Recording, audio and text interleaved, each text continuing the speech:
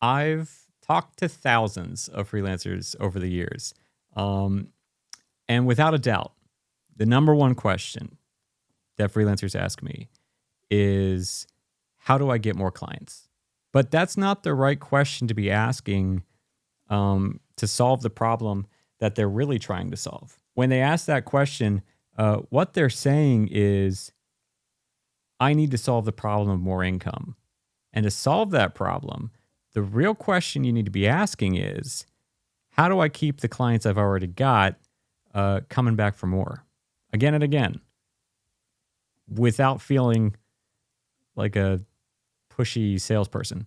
Today, I'm going to show you how to turn one-off projects into multi-year relationships without chasing down clients, without having to do a whole lot of convincing, and without the burnout. So let's get into it.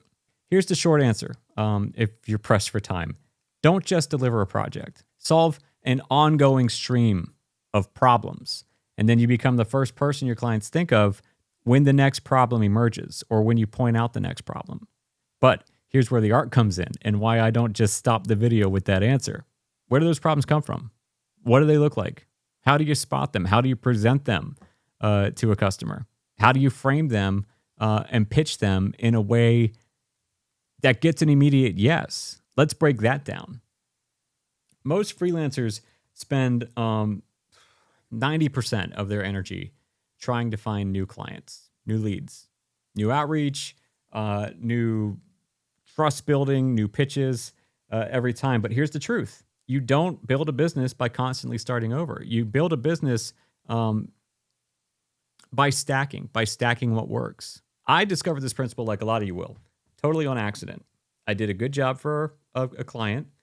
We got along. They brought me in to solve another problem. Didn't think twice. It happened again with another client. I did a good job for them. They brought me in to solve another problem.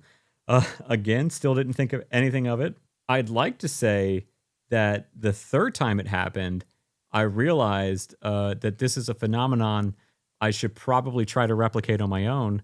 But it wasn't until another probably year or two that I took a step back and thought, it's really convenient when a customer who I already enjoy working with emails me out of the blue and offers to give me more money. I should pop the hood on that and see if I can't make it happen more often. And when I made that conscious observation and then decision and spent time studying what the differences between the projects where the clients came back for more and the projects where that didn't happen were, everything about my business changed. Income became more predictable because I knew that if I spent every project identifying the next project, I'd likely keep getting paid by that client. Not only did my business become more predictable, it became more sizable because I was compounding my revenue. Every new client meant years of income, not just, 3 weeks worth or whatever the length of that project was. When you start stacking up clients like that, the numbers get pretty serious pretty quickly. Hey, we're trying to do more of these, all right? And in order to do that, we need to be bigger. We need a bigger audience. So subscribe and then send this link to your freelance buddies, to your aunt that's always wanted to start a freelance business, to your friend with the 9-to-5 that could be doing better. And let's grow this page together, all right? So let's break it down. To land a client, what do you need? You need a problem to solve. You need to find someone with that problem. You need to market to them, build trust. You need to convert them, sell them, convert them from a lead into a client. You need onboarding, negotiation, contract, what have you. To land a past client, you just need a new problem to solve. That's it. Now, should you be going after both? Yeah, it's and not or. I'm not telling you to never replenish the well here, but don't you think you should be allocating the majority of your efforts to that latter client, the client that already trusts you, already knows you can get the thing done, and is just waiting for you to find a new problem to solve for them.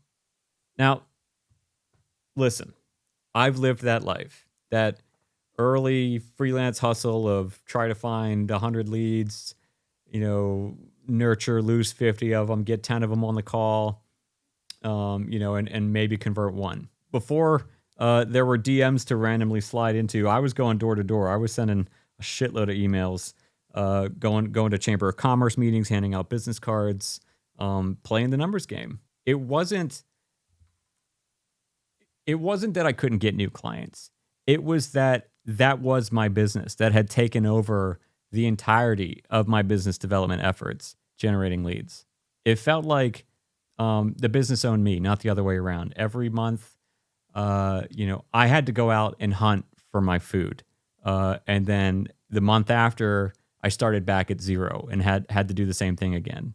There's no real growth there. And then finally, I realized every time I ignored a past client in favor of chasing a new one, I was ignoring actual money and momentum from my business. Let's talk about the psychology here, because this is where most people get stuck. Freelancers tell themselves, "Oh, I don't want to bother them. I don't want to bother my past clients. They already paid me. Anything more is going to be pushy." Or maybe it's just a good old fashioned aversion to the word no.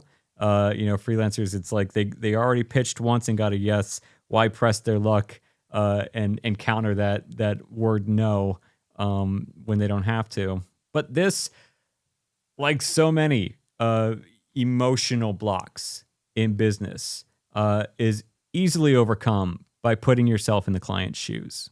Imagine you're the client now. Imagine you just worked with someone who made you look awesome in front of your boss, or you're a business owner and you just worked with someone who really moved the needle for your business, who made you, who helped you make more money, who just saved you a shitload of time, who really optimized something in your business, who increased your reach by, 10 times what you ever thought was possible. And now that same person who did that for you shows up to your door with a new solution to an entirely different problem that you're trying to solve. Would your reaction be, not them again? When's this guy going to go away? Or would you let them in eagerly to hear what they have to say? Now, key to this whole thing is that V word, value. Note that in that little thought experiment, the freelancer showed back up with a solution to a new problem. They didn't show up with their hands empty, stretched out saying, "Hey, just checking in. Do you have anything new that I could work on for you?" Or "Hey, how you doing? Just checking in." Something like that. Emails that I've sent and emails that I'm sure you have, or at least freelancers have. You're different. You're saying, "Hey, here's something I noticed. Here's a solution I mapped out for you. Here's something that might work for you. Do you have 15 minutes to chat about it?" That's not annoying. That's strategic partnership. It's wild how many freelancers work so hard to earn someone's trust and then never cash in on it. So, hey, if you're still here, that means you really should subscribe and turn on notifications.